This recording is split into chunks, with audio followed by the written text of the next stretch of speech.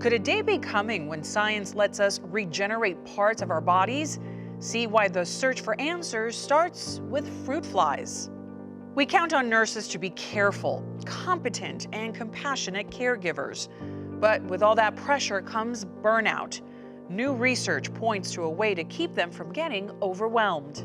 And a library where what you check out isn't books, it's seeds, each one with its own fascinating story to tell. Next on Catalyst. This YouTube edition of Catalyst is brought to you by Arizona PBS and Arizona State University. Life has problems. Science turns them into questions that can lead to solutions and even innovations. This is Catalyst, shaping the future through science research at Arizona State University. Nurses are on the front lines of your medical care. They're usually the first person tending to you on a routine visit to the doctor. They're inside the emergency room and the operating room. And they're the ones at your bedside giving day-by-day and even hour-by-hour care as you recover from injury, childbirth, or surgery. But often they're so busy taking care of us, they're the ones who start to suffer from burnout and fatigue. Thank you so much. Absolutely. I'd say it took about 3 years to actually not feel burnt out after a shift. And aquí es bien. Annie Gatz is a registered nurse. For the past 5 years, she's worked with liver, kidney, and transplant patients at Banner University Medical Center in downtown Phoenix. You need me? Even when you have good days, just being on your feet 12 hours a day, constant interaction, pleasing people left and right, and no time really for yourself, it's easy to burn out. No, I'm missing a few Nurses things. like Gatz with heavy workloads run a high risk of developing a condition called compassion fatigue. Compassion fatigue is the emotional and physical exhaustion that nurses feel when they're doing their work, and then also coupled with the secondary trauma or the traumatic events that they can pick up from patients. Staff nurse. ASU professor Leslie Kelly is an expert on compassion fatigue. Healthcare workers are at risk for secondary trauma or vicarious trauma because they pick up some of the consequences that happens when a patient experiences a traumatic event. So they are experiencing that trauma as well and then have some of the traumatic events that happen afterwards. Dolor or no? No. It's okay now? Good. Young nurses are at a higher risk for compassion fatigue. Nearly 1 in 5 new nurses quit during their first year. My unit takes a lot of new graduate nurses who have absolutely no experience, and it's a very, very difficult unit to work on. The good thing is that you learn a lot really fast, but you can burn out really fast also. Compassion fatigue is an expensive problem for hospitals and their patients. The turnover of a nurse can cost an organization somewhere between $40,000 and $60,000, and some of those costs go into, the training, the precepting of having a new nurse come in, taking the time to learn their position, and then having them leave within a year or two. That's something we're really aware of, and it's something that we look for signs. Nursing managers like Lou Ann Mace at Banner UMC help their nursing staff monitor for signs of compassion fatigue. We watch for nurses that have had a very stressful patient experience. So if they've had something significant happen, we want to kind of rally around and provide support to them because they may be okay in the moment, but then maybe when they go home or maybe the next day, they're going to still continue to feel stress and fallout from that situation. Sometimes they feel like, oh, if I take that 30-minute break, it's going to really put me behind, and I don't want to get behind. It's really important for you, in order to care for your patients, provide that excellent patient care, for you to take that break for yourself. Nursing experts think high rates of burnout are not simply a generational trait of millennials, but instead are the consequence of sicker patients than in the past. They are coming into a work environment that is more turbulent than ever. You think about hospitals, they are complex care organizations. Is this your first transplant? Yeah. I know there have been methods to try to measure patient acuity, is the word we use to determine how complex a patient is. And that number is supposed to help management and staffing provide appropriate staff for a unit. But no matter how complex they get, it's still 1 nurse to 4 patients on our unit, which sometimes seems outrageous. The acuity and the patients that our nurses are seeing, our new nurses coming out of school, are sicker patients than probably have been seen over the past 10 or 20 years. Patients don't stay as long during their stay. The technology, the electronic healthcare record is very complex. Technology is greater than it's ever been, and nurses need to be healthcare experts. After conducting several surveys of hospitals across the country, Kelly concluded that a reliable strategy for preventing compassion fatigue is to give nurses meaningful recognition. So if you're in an organization that has a systematic process for recognizing the work you do, you're more likely to feel honored for that contribution. One of the programs that we look at is the Daisy Recognition Program, which is a systematic way for honoring nurses and saying thank you for the work that they do. When you get your first daisy, it comes as one single flower, and I remember the day I got it. I remember the patient it was from. I still remember every single day I worked with him. The program was put in place to honor the founder's son who passed away in a hospital, and the founders were very honored by the nursing care that was provided to their son.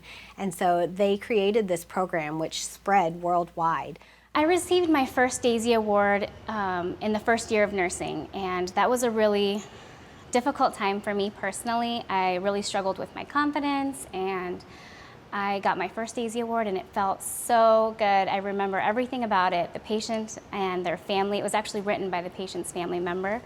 And nurses are able to be nominated by anyone, patients, peer coworkers, leaders, other staff. And the recognition program puts in place a systematic process for saying thank you to nurses. We have places all over the hospital where patients and families can pick up a form on all the nursing units that are available.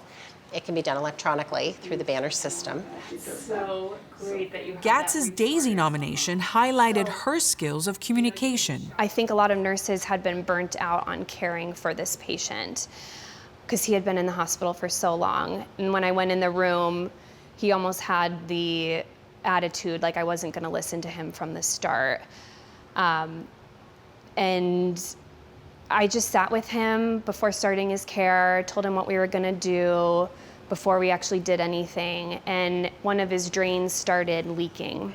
And when these types of drains leak, these ostomy drains, it can be such an ordeal to get them functioning properly again. It can take days sometimes. And he was like, my wife has been doing it for years. If you would just talk to her on the phone, she can walk you through every step. And even as a new grad in my mind, I was like, okay, great. But he was right, and I listened to her, and I did everything she said, and the drain lasted for, I think, up to a week, and that's what he wrote my Daisy Award for. Our research found that nurses that were nominated for a Daisy Award, not even just winners, but even nominated for a Daisy Award, were more likely to experience less burnout and higher compassion satisfaction. When I received the award, it just reassured, you did the right thing, listening to your gut, listening to the patient, and taking the extra time it took to spend with him, not only gave him a better day, but an entire better week that he didn't forget when he went home. Compassion is huge within healthcare, so it is really the foundational piece of what we do here. We have people that come to us in a very vulnerable state. I mean, they come to us and they depend upon nurses because nurses are so trusted in that relationship between the patient and the nurse. On the other hand, Kelly warns the stereotype of an emotionally strong nurse could be counterproductive. Nurses are considered a hardy profession, but to a certain extent, how hardy do we want to be? Hardiness is good, but nurses experience a lot of things, and we want them to be resilient, but we also want to still be a caring and compassionate profession. So somewhere in between there, we need to work out where the right spot is for taking care of ourselves and being able to protect against the consequences of those things that make us hardy, make us resilient, and still being able to stay in our profession and care for others in a compassionate way. When we get a cut in our skin with the right care, it heals. But when someone suffers the loss of a finger or a limb, they lose it for life. There are a few rare creatures that can regenerate a lost part of their bodies. Certain lizards regrow their tails. So why does living tissue sometimes have, but then lose the ability to regenerate itself? It's a big question with answers that could change both science and medicine. Scientists are getting very close to finding that answer inside these refrigerated test tubes at Arizona State University's Life Sciences Harris Lab. My name is Robin Harris, and I'm an assistant professor at Arizona State University. He's more than an assistant. He's the lab's founder and lead researcher, tracking down the answer to tissue regeneration. The ability of organs and tissues to recover from damage. And so we know lots of organisms have the ability to regenerate, and it can be quite different between different organisms. And so I'm interested in what the differences are between these tissues and organs that have the ability to regenerate following damage versus ones that don't. Right now, more than 2 million Americans who are amputees are also interested in tissue regeneration. Jan McCarthy is one of them. Doctors had to amputate her left leg after complications from diabetes ravaged her entire foot. I was in extreme pain, frequently. So when I actually had it amputated, it really wasn't that big of a deal to me because it removed the pain. 6 years later, she began seeing similar infections in her hands, where bit by bit, doctors have had to remove the tips of her fingers as they lost their blood supply. That's more bothersome.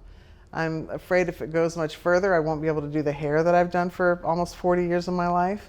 I cannot pick anything up off of the ground. I can't pick pennies up, cards up. It's very difficult picking a pencil up off of the ground. Luckily, I can still do my hair thing, but life's a lot more difficult when you lose parts of your fingers than it is your leg. I don't feel like I have the same strength in my hands. But the tips of my fingers, you'd be surprised at how much that affects your life, losing the tips of your fingers. But what if the damaged tissues on her hands or her leg could regenerate new cells? Lizards can regenerate their tails, although that's slightly different in terms of regeneration of a sort of fully grown, adult organism, whereas the tissue we're looking at is actually is a developing tissue. And so it's an organ that is starting off as sort of maybe having a more plastic identity, a bit more flexibility in terms of what it's going to be, and that this becomes determined as the organism gets older. Those organs, Harris says, are best found in fruit flies. So the fruit fly is used for a lot of different scientific studies. The adults that you see flying around can't actually regenerate. So if you pull off a wing, it won't grow back. So why then bother to study cell growth in fruit flies, a creature that has annoyed mankind for eternity? Firstly, they're very easy to keep in a lab. They're very easy to work with. They have a significant number of genes in common with people as well, which is obviously the most important thing. We're not just trying to understand how to regenerate a fruit fly tissue, we want to understand how to regenerate ourselves using that information. What people don't seem to realize, I think, is that a lot of the discoveries that you make that then enables you to develop drugs and to develop techniques and things that help people start in labs that work on very basic model organisms like fruit fly research or nematode worm research, even mice and rats. But unlike mice or rats, Harris says research specifically on larva tissue, before a fly is a full-grown adult, has amazing potential. These are the organs that are sort of the precursors to the adult structures.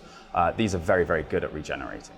We can induce damage in them very simply by using things like irradiation, or we can even use a genetic approach. So we can actually induce damage in these tissues using a simple temperature shift. And so we can control that very, very easily. And this makes it very quick and simple to be able to damage tissues and then allow them to then regenerate and manipulate those cells to see whether or not certain genes are involved in the regeneration process. Whereas a lizard can grow back its tail, the fruit fly larva can grow back multiple developing organs if they are damaged. We also have a significant control over the expression of the genes that are in these fruit flies. So we have an amazing ability to switch on or switch off individual genes in various tissues. And so what we can do is switch on or off a gene within a regenerating tissue, and therefore that allows us to understand whether that gene is important or not.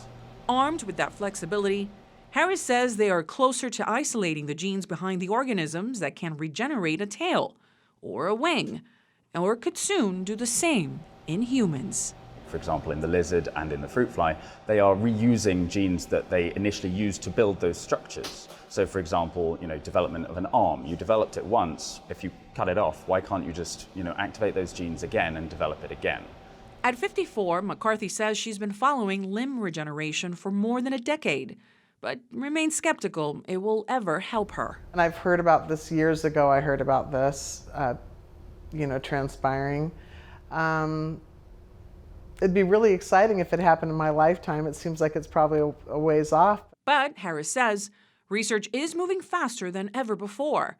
The lizard's tail, for instance, while it can regenerate itself in about 8 weeks, a fruit fly's larva regenerates damaged tissue in just days.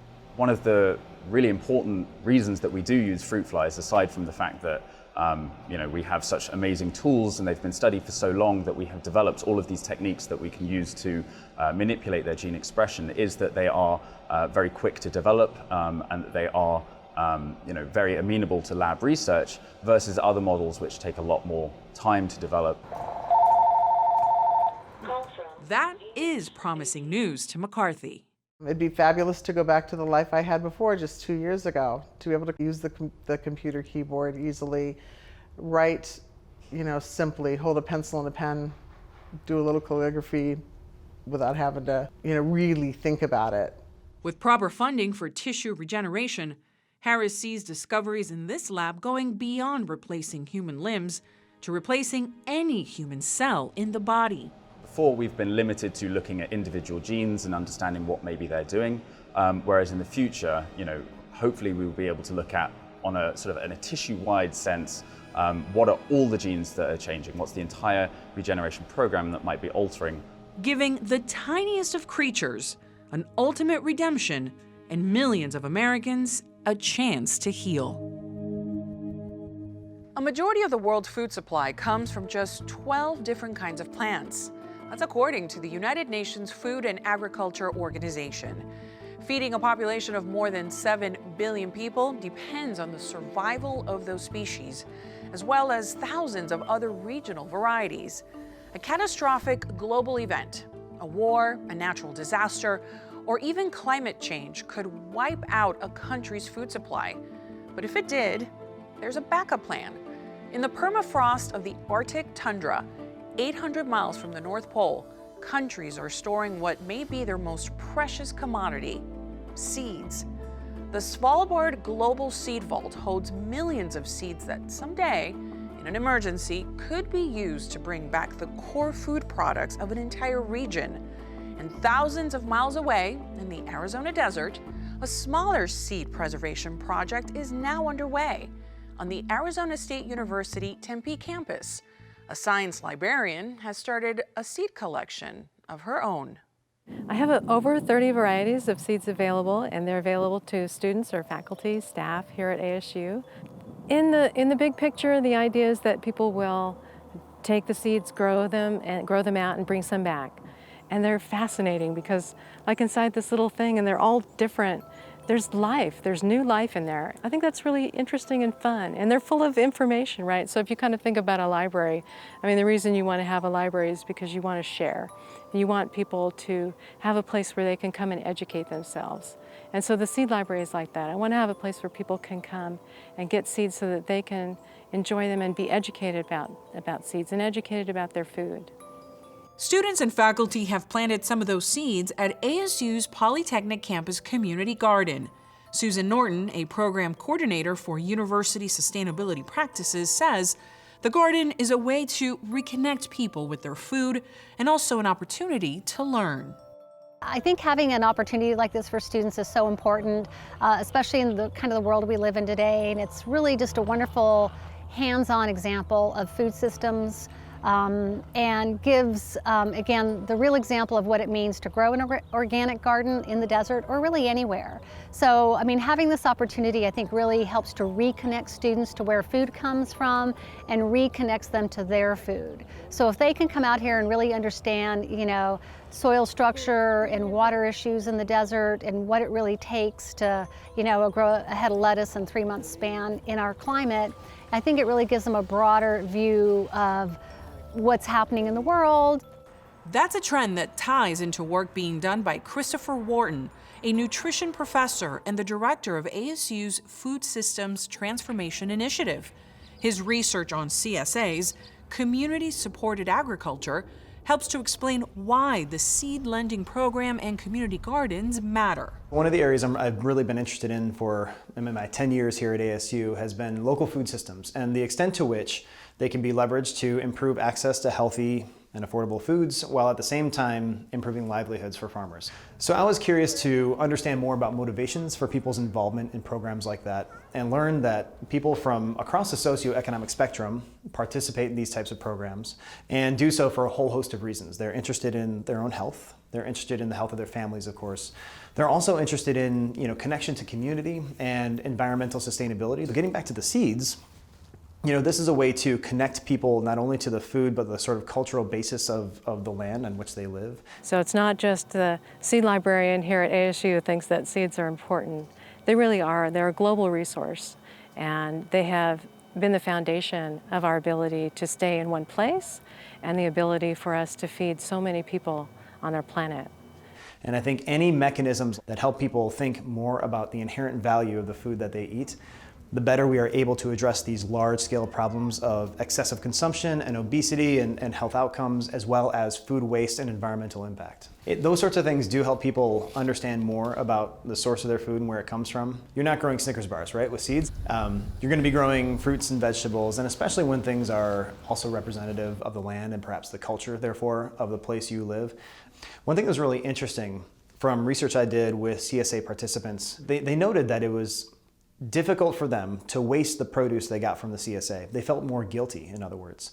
And so as opposed to, say, the anonymous bunch of carrots they might have gotten from a grocery store, they felt really bad about wasting carrots that they might have gotten from a CSA. The seeds that grow us foods that are whole and that we would then not only have cared for, but then harvest and actually prepare. Again, more mechanisms for people to re-engage with that food, find more value in it. Probably feel really bad if you grew a bunch of, say, tomatoes and then let them all go to waste after all that effort, right? So there alone is a way for people to care more about a healthier food. And dealing with ill health outcomes due to the processed food culture, dealing with food insecurity, dealing with health equity, obviously there's no simple solution to all of that. So every mechanism we can employ to help people engage with their food, see more value in it, and determine what that means to them in terms of their health and other values is vital. I'm Professor Vanessa Ruiz, and what you've been seeing is Catalyst, our show about shaping the future, how research creates real-life results. And because our lives always have new problems that science can help to solve, we'll be back soon with more stories. Catalyst is supported by Knowledge Enterprise Development at Arizona State University, advancing entrepreneurship, innovation, discovery, and knowledge for the public good. Subscribe to this channel to see more episodes of Catalyst on YouTube.